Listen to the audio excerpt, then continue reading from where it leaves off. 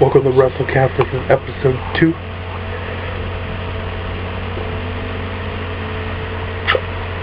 And I'm going to talk about last week in wrestling. I'm also going to talk about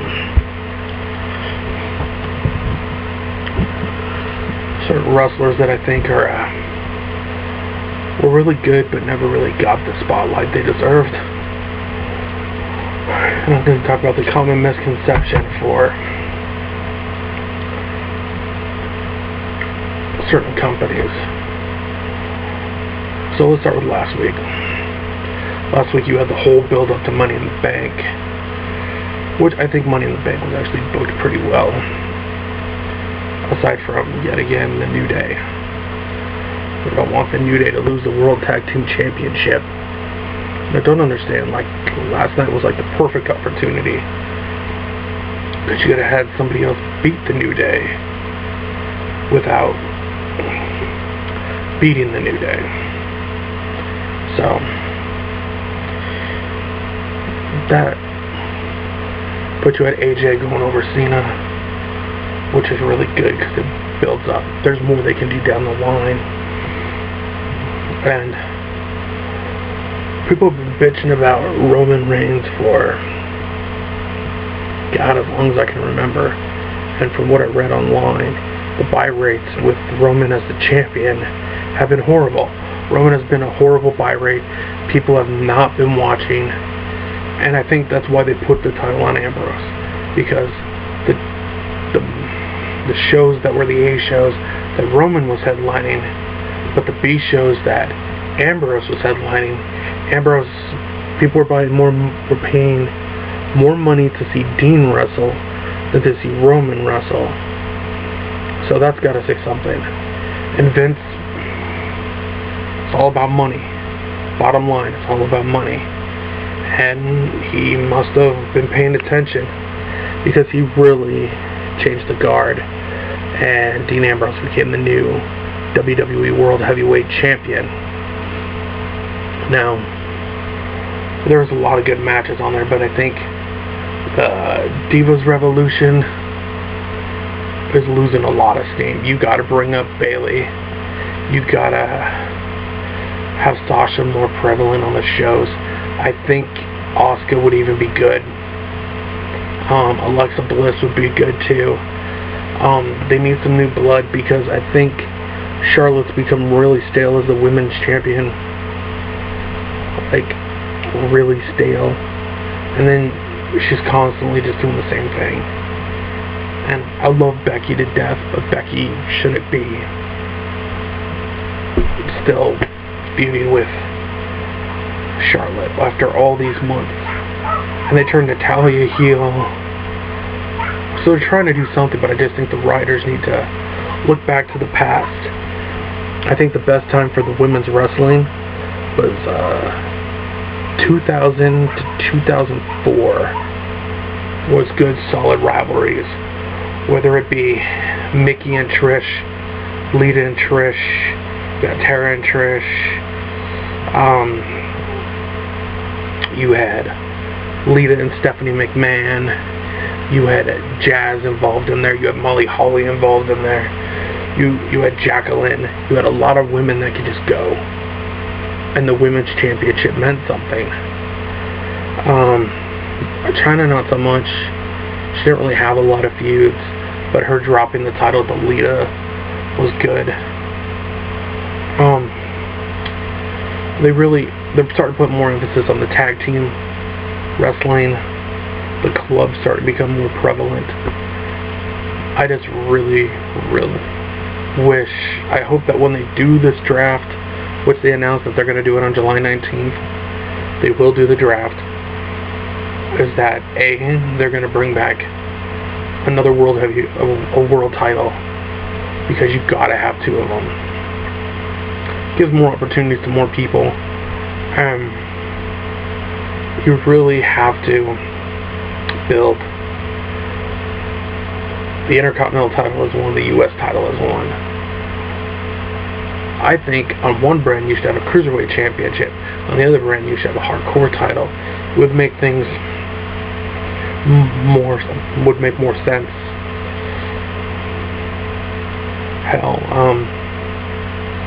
maybe one of the times I'll show some of you people the booking that I do. I do fantasy wrestling by myself, basically, and because I love booking wrestling. I love looking at angles.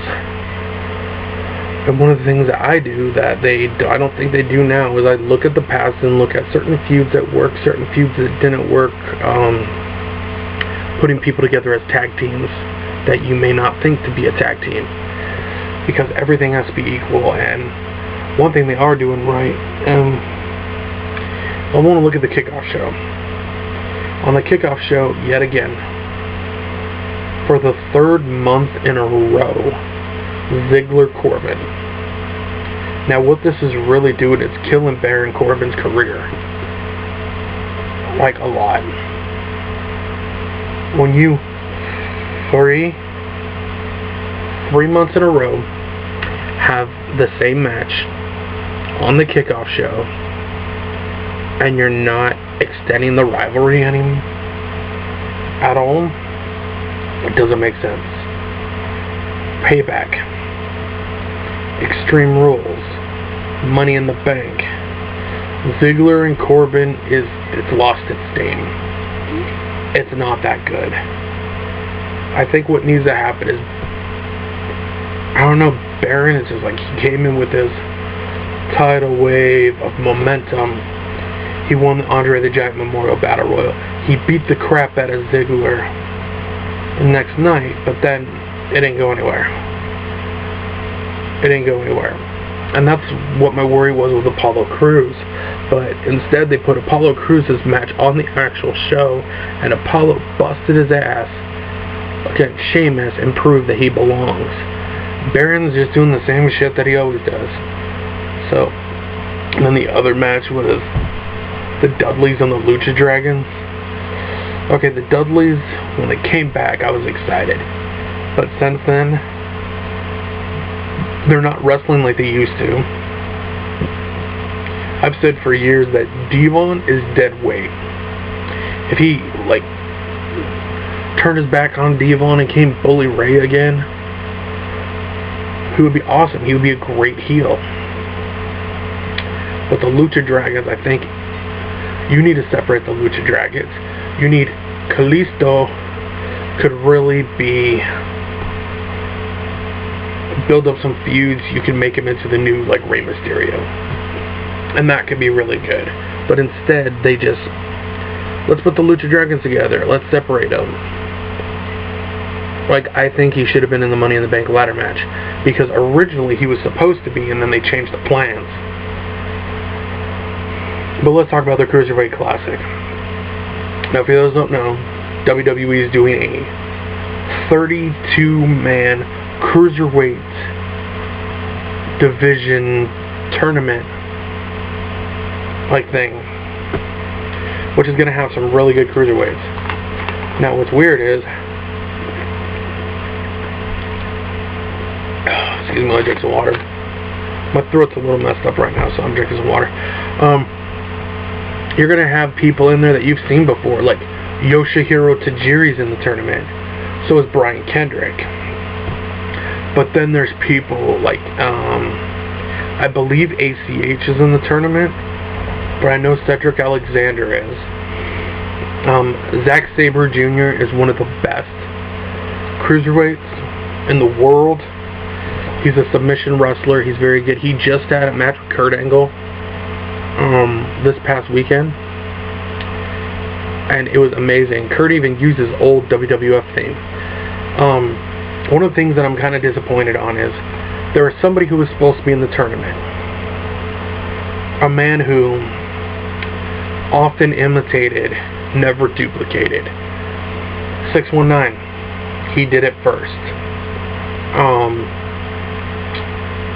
That flip over sunset flip where they slam the back into the ground, he did that. Kalisto's little spinning shoulder thing, he did that. I'm of course talking about the Amazing Red. Like 5'7", I think he's about 190 pounds to 200 pounds. One of the best cruiserweights, X Division stars. In TNA, he was X Division champion 3 times. Him and Crimson were House of Hardcore tag team champions. He owns his own wrestling company. He started wrestling when he was like 18. And Red is absolutely one of the best people you would ever see in that ring.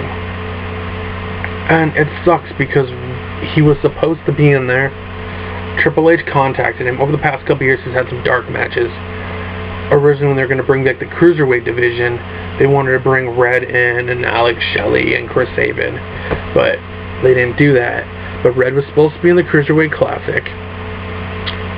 And he broke his ankle. And he would have been fine if the first surgeon messed up his leg when they did surgery. It got infected, it got swollen. He'd have 3 surgeries in a month, so he's going to miss it. And it sucks because Red's tried so hard to get to the WWE. I'm hoping down the line Red can get another opportunity. Because to me, he is better than Rey Mysterio, better than Kalisto, Sin Cara. I would have loved to see like Amazing Red versus Zack Sabre Jr. or Red in there with Brian Kendrick. That would have been freaking amazing. The Cruiserweight Classic is something really cool that they're doing. There was rumors that they might do a women's tournament too, which I'm not really feeling. So now I'm gonna switch and I'm gonna go on a rant. And this rant has to do with Lucha Underground. Now, Lucha, in the past I haven't really talked about it. The first episode I barely talked about Lucha Champions because they film a year in advance. Most wrestling companies, even TNA in its shitty state, which I will talk about that in a minute, they wrestle all year. Even if they tape weeks in advance.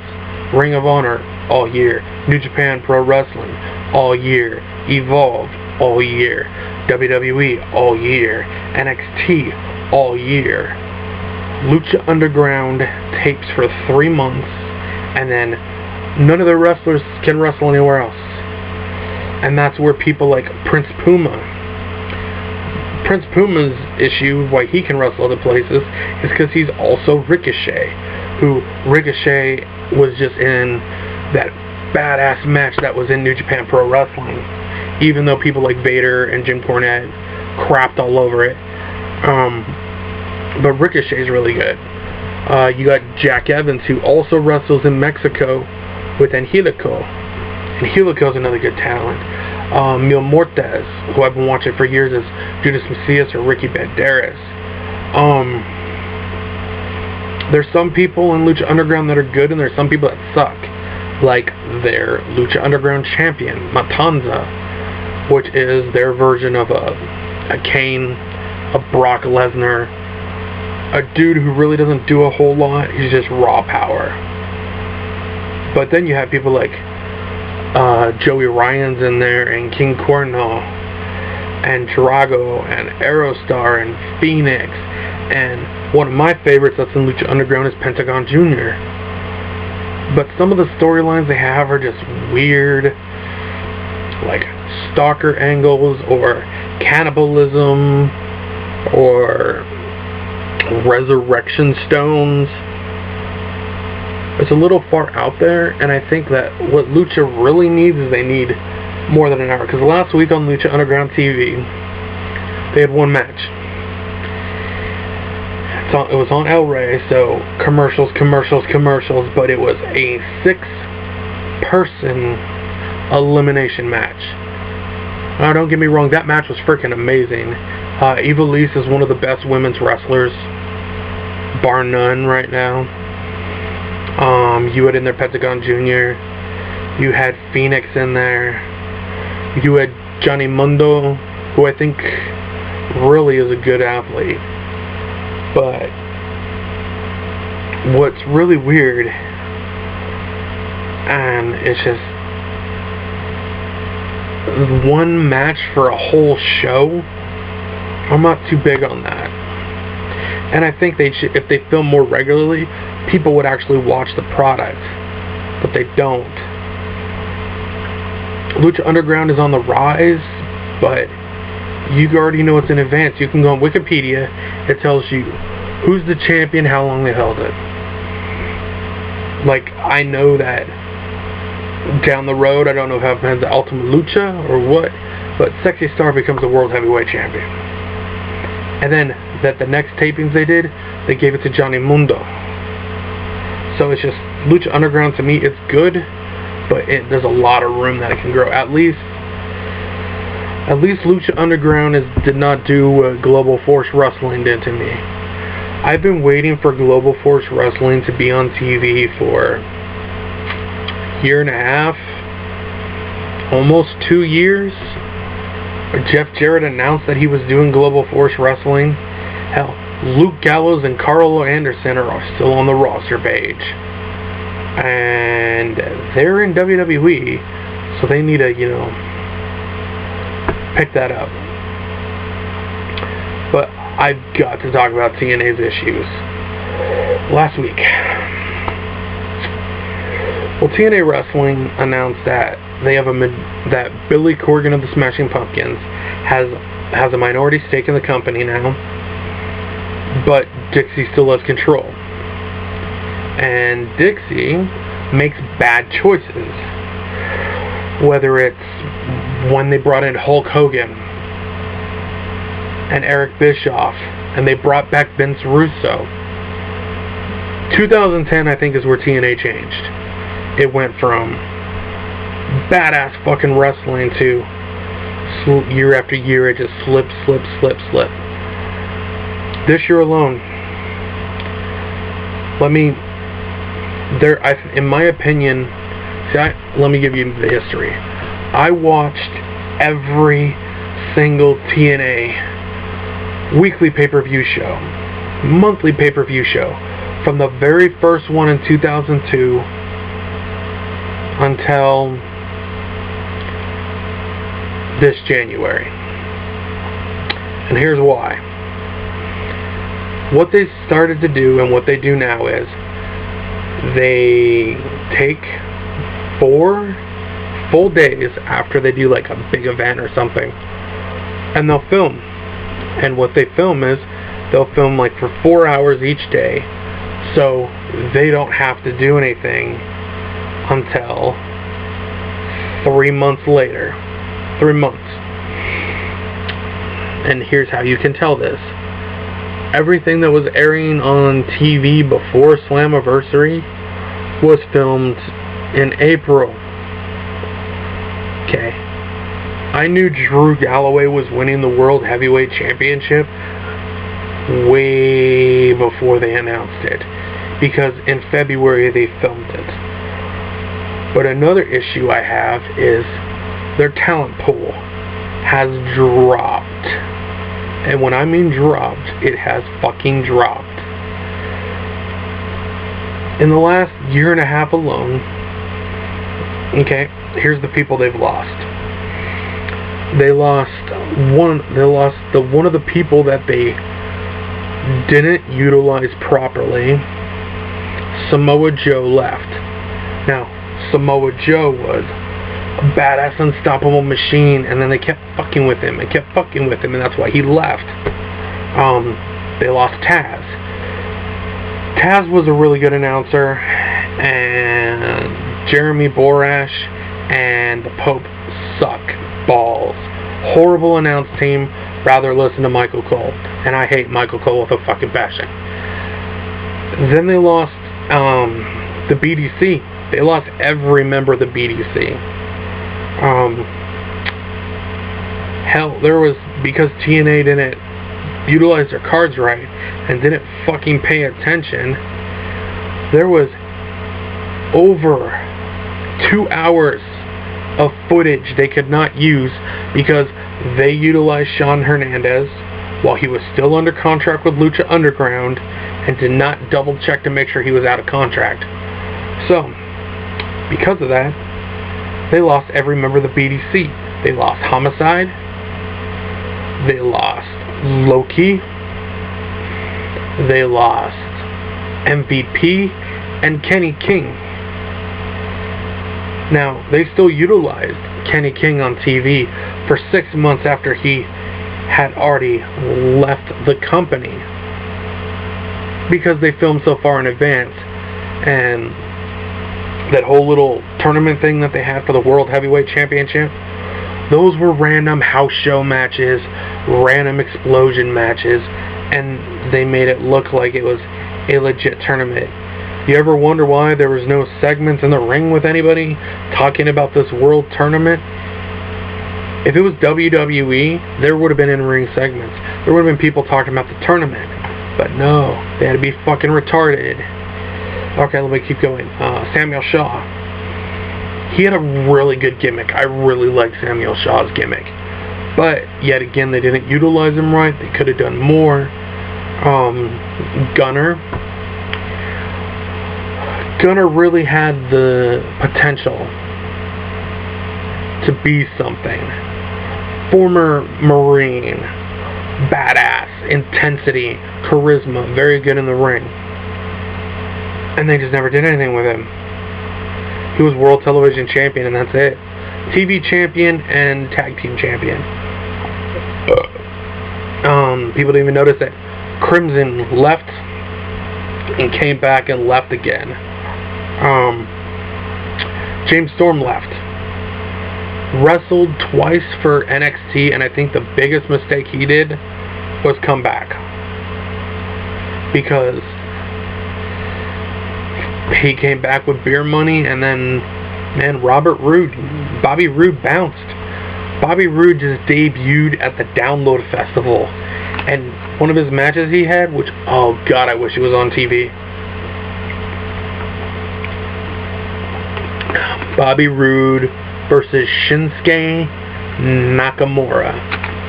I heard it was really good. Austin Aries. Aries left the company way before he sold on TV. He was gone in June after Slammiversary last year, but they never showed it until like way later. They also lost Velvet Sky. Velvet Sky left way before you saw it. You see a Trent Awesome Kong. Did they even reference Awesome Kong when she left? And this is why she left. Awesome Kong left because Matt Hardy's stupid fucking wife thought she was one of the, instead of the boys, one of the girls, and threw her bag at Awesome Kong. So Awesome Kong got pissed. So she slammed her in a wall. Do I condone that? No, but Matt Hardy's wife is not a wrestler. She did not need to be there. And there's Havoc left, and nobody even noticed. The Menagerie left, and nobody noticed. And if you go to TNA's website, literally go to their website, it's nothing. It's a shell. You can't click on the alumni page. You can't click on the roster page. You can't find out title history. There's no list for upcoming events. It's shit. Okay, now, another thing would be the bad storylines. Now, the one thing I do like about TNA is the decay. The decay. I like Drew Galloway's run as the World Heavyweight Champion. My uncle watches TNA, so I watch it from time to time. And I like Bram. Bram's a badass motherfucker.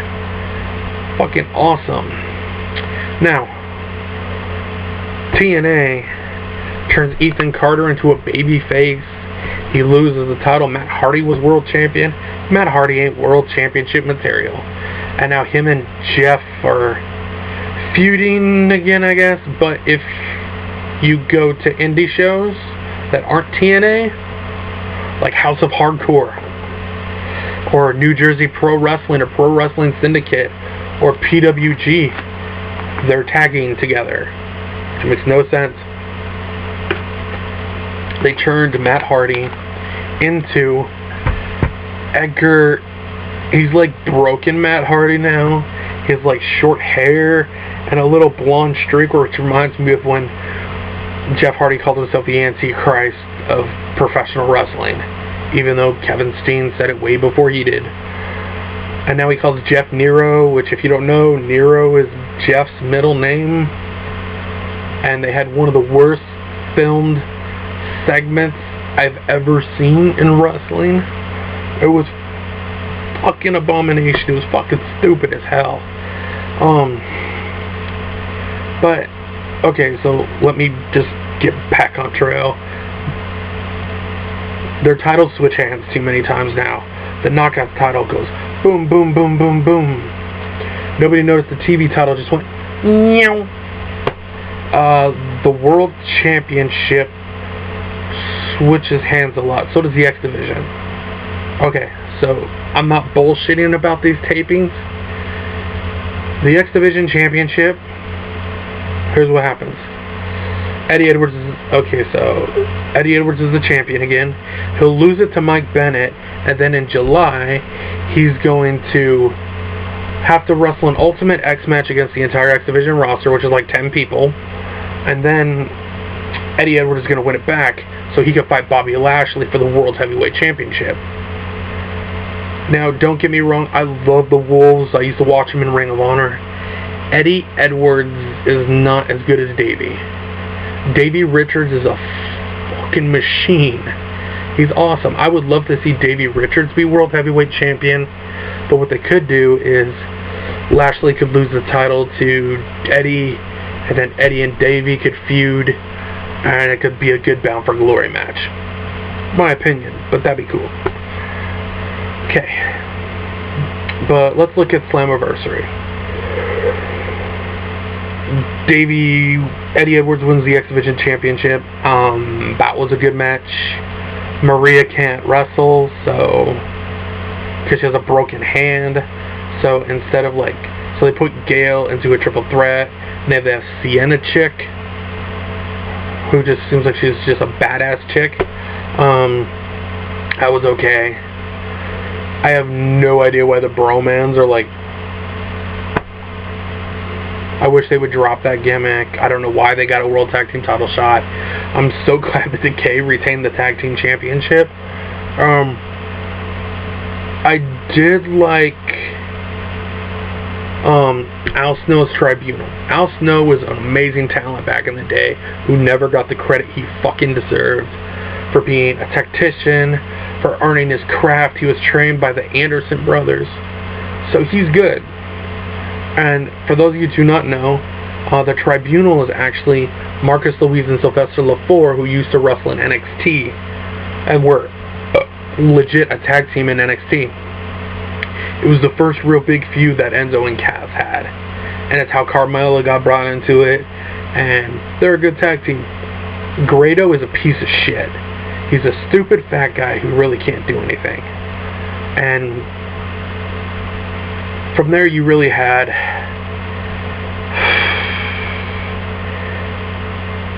Ethan Carter versus Michael Bennett, which was good, but it could have been better. And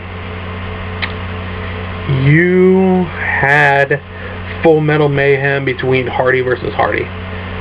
I've seen that match so many times, it reminded me of the WrestleMania 25 match they had. Remember, they also had an I Quit match. It wasn't that good, but it was alright. I think Jeff is really good, but Matt is not that good, and I really think they need a better feud. A really better feud for Jeff. Then you had Eli Drake, who every time he talks in that stupid dummy button, he reminds me of The Miz with Miz TV. Like, everything he does, the way he dresses, the way he acts, it reminds me of The Miz, and he's the King of the Mountain champion. But Bram is so good. Why have him feud with Eli Drake? It was dumb. But I want to talk about the World Heavyweight Championship match. Submission match, right? Now, going into this match, I had a fear that they were going to do something. Now, first off, let me explain that Bobby Lashley is not good. Listen to him on the mic. It's why when he was world champion before, that they had MVP as his mouthpiece. Okay? Remember that. Remember that he was his mouthpiece. Bobby Lashley talks like he's a little fucking kid. They try to make him into this Brock Lesnar-esque guy. I know he's legit in MMA. I've seen him fight. He's good in MMA. They're not on Spike TV anymore. Why push Lashley? Now I want to go back in time, years ago. I think it was 2008. No, it was 2007. WWE tried to put Bobby Lashley in a spot where he could be the WWE heavyweight champion. He wrestled John Cena. That match was horrible. Bobby Lashley makes John Cena look like he's an amazing world-class wrestler. Cena is better than Lashley. Like John, I can understand why he's a 15-time WWE champion. Lashley, on the other hand, he dominator, boots, throws him up, drops him down. I know he was a good amateur wrestler in the military. I don't think it was good. I think it was an incentive for Bobby to resign.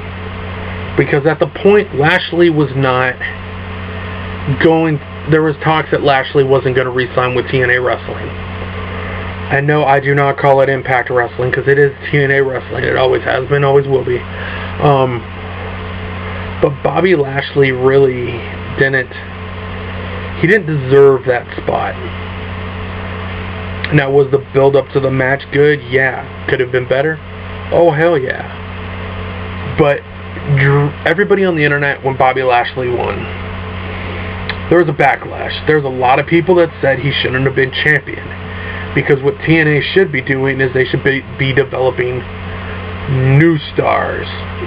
Like better stars and making better decisions. So, Drew Galloway, week after week, month after month, he was taking out challengers. Me personally, I would have held out for Tyrus to get that title shot since he won the gauntlet for the gold back at Bound for Glory. So why did they waste it on TV? Maybe they thought Tyrus would be good, but we want Lashley. So they have a submission match. Can you tell me how many submission moves that Drew Galloway uses? So I knew Drew was going to drop the strap. And I thought it was a dumb decision. But one of the things that happened was Bobby Lashley would win the match. Okay. That pay-per-view almost didn't happen. TNA ran out of money for the show. Billy Corgan had to call several people to get funding so they could pay the pay-per-view companies so they would air the program for Slammiversary. He got the money 45 minutes before the show was supposed to air. So TNA, horrible doing that. They had some good matches. They were starting to creep back up. And then Tuesday night. Okay, so what I was going to do was I was going to flat out watch the show. Well, I couldn't do that. You know why I couldn't do that? Because the show that was on Pop, Impact Wrestling, did not air. Instead, you had 2 hours of commercials. 2 hours. Okay? Now, A lot of people were saying, oh, it's not TNA's fault, it's Pop's fault. If Raw was supposed to air on the USA Network and all you got was 2 hours, one, Vince McMahon would be all up in somebody's ass, and two, the fans would bitch, moan, and complain because they wanted to see Raw. That shows TNA having technical difficulties, financial difficulties, and Dixie Carter couldn't run a wrestling company if she had the playbook on how to do it. People say WCW was fucking horrible, that ECW was mismanaged. TNA, 14 years later, is not where they should be. I was a supporter. TNA should be further along. I'm just hoping that they can play catch up or something, because WWE is going to be going head to head with TNA, so maybe TNA needs to switch to a different night, because SmackDown's going to be live on Tuesdays from 8 to 10, so in that 9 o'clock hour, they're going to be going head to head. Are you going to watch TNA with his crappy fucking storylines and not knowing what the fuck they're doing, or are you going to watch SmackDown? I'd watch SmackDown, and I don't watch SmackDown. But now, what I'm going to do on a lighter side is I'm going to talk about some wrestlers that I think really deserve a spotlight. Now, these are wrestlers who I think could have moved up on the cards if people would have given them the right feud, anything. The first one on the list is Gangrel. Now, Gangrel was good on the mic. He had a lot of experience, and he was actually technically sound, and people don't remember that. Gangrel used to be called the Vampire Warrior when he worked on the Indies. The All-Stars Wrestling Association, that was based out of Australia, which was a partner to TNA. He also wrestled in TNA for like a year. People didn't know that he wrestled for ECW too. So, he's actually a porn director now. But Gangrel was really good, and I think he was outshined by Edge. And then WWE said, oh, we have Edge now, we don't need Gangrel. So what they do, they put him with the Hardys. And they never gave him another feud that meant something. You could have given Gangrel like a run with the European Championship, the Intercontinental. You could have teamed him with somebody to make a tag team and really progress through. I thought Gangrel was really good. He had a good work ethic. I really liked his ring work. He didn't have a lot of bad matches in my eyes. On that note, there was somebody that I don't think will be remembered for his wrestling, but will be remembered for being a trainer, is Al Snow. Al Snow had several gimmicks. He was Avatar. He was Shinobi. He was Leaf Cassidy. And also Al Snow. He was an ECW television champion. He was a WWF Tag Team Champion. He redefined the hardcore division. I remember watching Al Snow in the hardcore matches, and he would just do random shit that you wouldn't expect. Like, who would ever think of propping a guy in the corner, spreading the legs, and doing a bowling ball to the groin? It was funny. And then when he was European champion, every week when he was European champion, he would come out as a different country. It was fucking hilarious. Especially the Italian one where he brought out a picture of Scott Baio. Freaking loved it. And when they did heel Al Snow where he was feuding with Foley, I thought if they really pushed it, Al could have went up to another level, but instead he was pushed down. I had high hopes for Al Snow. I really liked him in the ring. Another one that comes to mind, even though he was not unsuccessful, I'm going to do a double pair right now. I'm going to do Vader and Dr. Death Steve Williams. So, both men were successful other places. Steve Williams was successful in New Japan, All Japan. He was successful in the NWA, which would become WCW. He was also successful in the UWF. He was the UWF heavyweight champion. He was a member of the Varsity Club. Him and Terry Gordy were a badass tag team. And he really never got the recognition that I think he deserves, because when WWE got him, they dropped the ball like a lot. Like, you could have really put Dr. Death in a big way.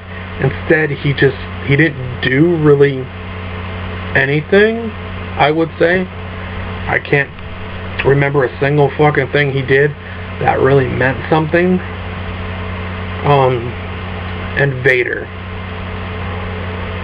Big Van Vader is somebody who in New Japan is famous for Stan Hansen hit him so hard with a poke to the eye that his eye came out of the socket and Vader pushed it back in and had to have surgery and put a metal plate above his eye so it wouldn't happen again. Vader was a WCW World Heavyweight Champion managed by Harley Race. Vader was a beast, like legit. Vader would fuck you up. He was a former football player. He was 450 pounds. But when he got to WWE, he had a match with Shawn Michaels. Now, Shawn Michaels in the match called him a fucking piece of shit because he wasn't in the right spot, and Shawn was probably on Somas or whatever fucking drug he was that night. It's been in shoot interviews. Shawn was fucked up on drugs 80% of the time. But Michaels didn't like working with Vader because Vader was too stiff. Now, for you guys that don't know what stiff means, it means Vader didn't pull his punches, and when he clotheslined you, it felt like a Mac 10 truck just hit you. And Shawn liked to work with lighter people, like your Sean Waltmans, Kevin Nash, Scott Hall, Hunter Hearst Helmsley. He didn't like rough and rugged people in the ring, and that's what stopped Vader's push. And then at the Final Four one, I remember Vader got like messed up in that match. Like, I really wish Vader would have won that match instead of Bret Hart, because it seemed like they gave Bret the title more than he should have had it. But that would have been an opportunity. And Vader got so messed up in that match, they had to take off his mask because his whole face was like covered in blood. But Vader was a beast, and Vader's not even in the Hall of Fame. Another guy that I think WWE dropped the ball with because he was big in Japan, ECW took the ball and fucking ran with his ass, is the Beast from the East, Bam Bam Bigelow. Bam Bam was in WWE from the 1980s to 1995, 95 or 96, and then he left and went to ECW. Bam Bam had the look, and how many 400-pounders do you know can do a fucking moonsault, cartwheel kicks? Bam Bam did WrestleManias. He'll forever be remembered in WWE for his match where they made him lose to Lawrence Taylor. Okay, Lawrence Taylor may be a good football player, but he's not a wrestler, and Bam Bam would have fucked him up for real. But he didn't, because Vince wanted him to go down. It was ratings. Bam Bam Bigelow even went to WCW and feuded with Goldberg. Was in hardcore matches. And Bam Bam's story doesn't end happy. He retired from the business, got divorced, and his wife took all of his money and he committed suicide. But Bam Bam forever, he says that he was supposed to get all these shots and the Click wouldn't let it happen. Which I don't disagree with, because if you go back and watch 93, 94, 95, 96, all it was Shawn Michaels, Razor Ramon, Big Daddy Cool Diesel, 123 Kid, and a lot of the big storylines. Bigelow should at least get into the Hall of Fame. He should be there, and he should get a spot like Sting did, like Randy Savage did. He deserves to be in there. Bam Bam busted his ass. He really does. It's just my opinion. Okay, now, the last thing I'm going to talk about is, right now, WWE really has an opportunity to rebuild what they've lost. They've started to do it with Ambrose as champion, with AJ and Cena, and I heard that there's a rumor that they're trying to ask people like a Carlito, MVP, Mr. Kennedy, among others, to return to WWE for the draft. What they really need to do is really take the next step. Maybe they could utilize their partnership with Evolve. For you guys that do not know, NXT or Triple H made an agreement with Evolve Wrestling to join them together, and they borrow talent. So Johnny Gargano and Tommaso Ciampa wrestle for both companies. Biff Buswick wrestles for both. You'll periodically you see people from Evolve, but then you also see NXT people wrestling at Evolve shows. Now, if I was to bring a couple people from Evolve, one of those would be Sami Callihan.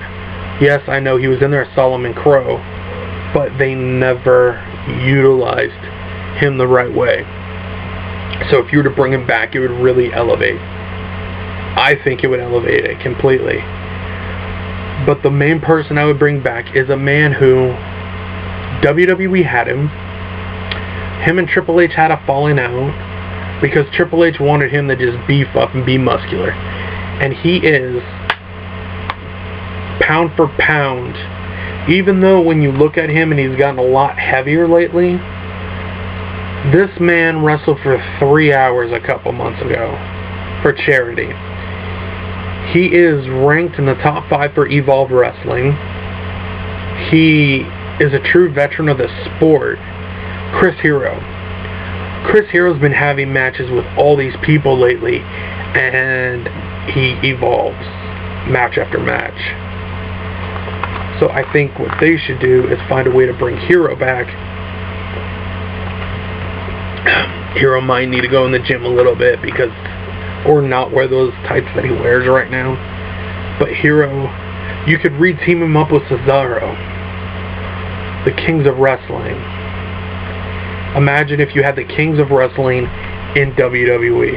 And for those who do not know who the Kings of Wrestling are, go back, look it up. They were tag team champions for 362 days in Ring of Honor before they dropped the title to the world's greatest tag team. But Chris Hero would be great. I always have envisioned Chris Hero as, if he got one more shot to be in there, whether it be NXT, and he was in the beginning stages of NXT, so it kind of sucks that he didn't get it when the boom happened. But if you brought him back, he could really tear it up.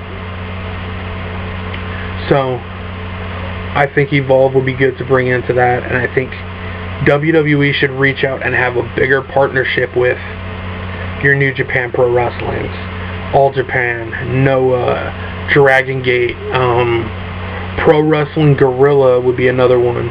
Branch out, because then you could bring in talent. It'd be like the territory days.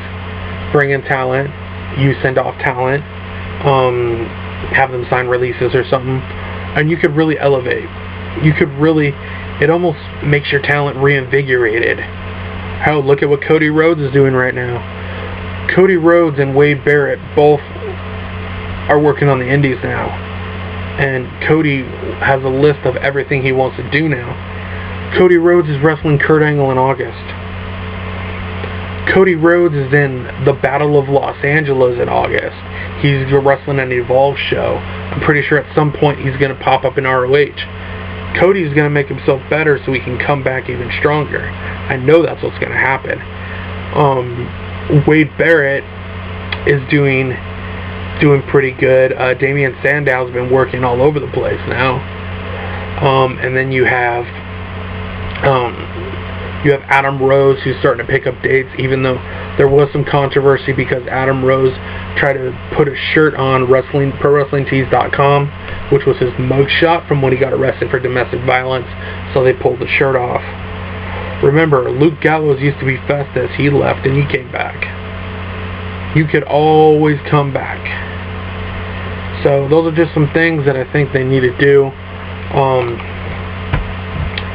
Next week I'm going to talk about Raw, Impact, Lucha Underground, the Cruiserweight Classic tournament. The tapings start on Friday, so I'll find out what they are.